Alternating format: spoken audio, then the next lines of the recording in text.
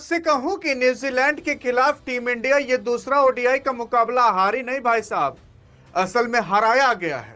और कोई और नहीं बल्कि इन चार प्लेयरों ने मिलकर हराया है।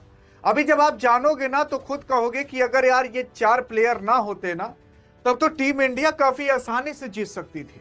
लेकिन सवाल उठता है ना कि आखिरकार वो चार प्लेयर कौन से हैं।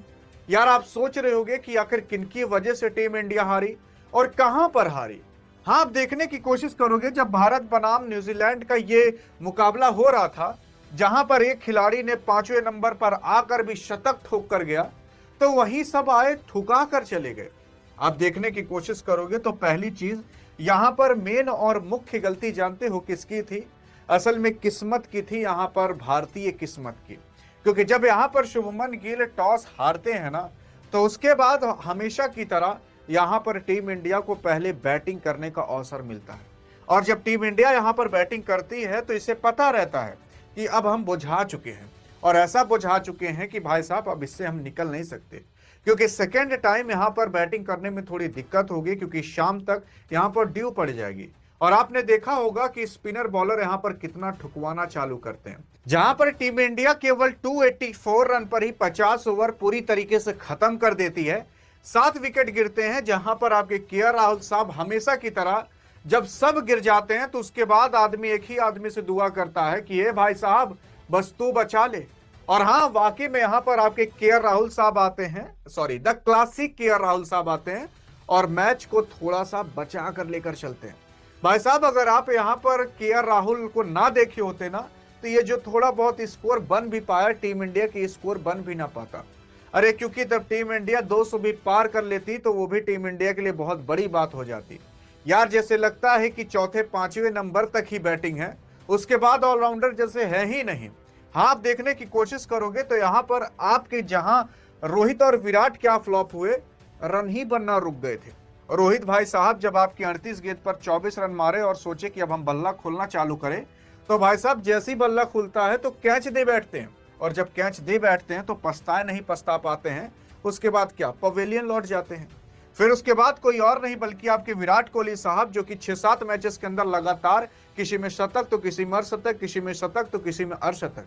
यहां पर भी लोगों ने आंख मूंद कर विश्वास कर लिया था कि भाई साहब चलो कोहली आया है, कुछ रन तो खींच कर ही जाएगा, 60-70 रन 100 रन तो आराम से बन जाएगा।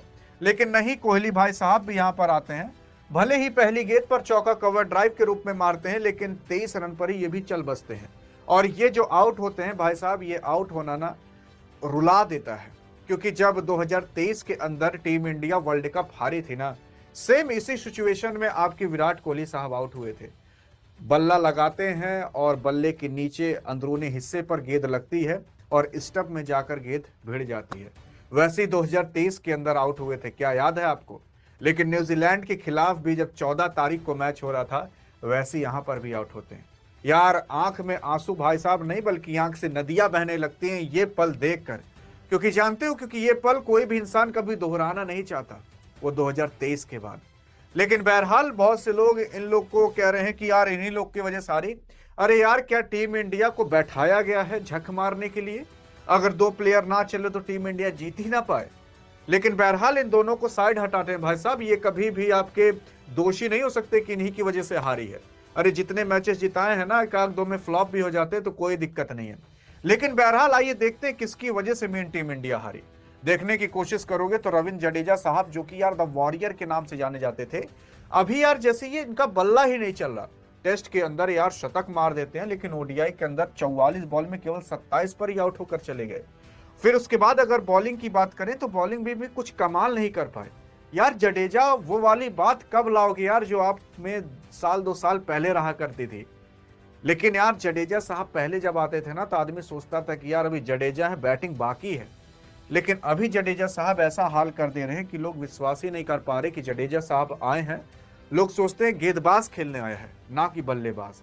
फिर उसके बाद अगर आप देखोगे नीतीश कुमार रेड्डी, जो कि वाशिंगटन सुंदर की जगह पर आए थे, सोचा गया था कहीं अपना हाथ खोलेंगे, बैटिंग या बॉलिंग में अच्छा करेंगे।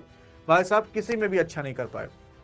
बैटिंग में आए तो 20 रन पर आउट, फिर बॉलिंग में भी कुछ उतना खास कमाल नहीं, जिसकी वजह से आपकी टीम इंडिया किसी भी चीज में कुछ ढंग का नहीं कर पाई। अगर यही थोड़ा बहुत स्कोर बड़ा होता ना तो यार आपके न्यूजीलैंड की हालत खराब हो सकती थी। देखो यहां पर मेन चीज तो ये थी, टीम इंडिया शुरुआत में 2 विकेट तो आराम से गिरा दी थी, लेकिन तीसरा विकेट गिराने के लिए टीम इंडिया को नानी याद आ गई थी। यार कुलदीप यादव भाई साहब, आपसे यार उम्मीद नहीं थी इस मुकाबले के अंदर।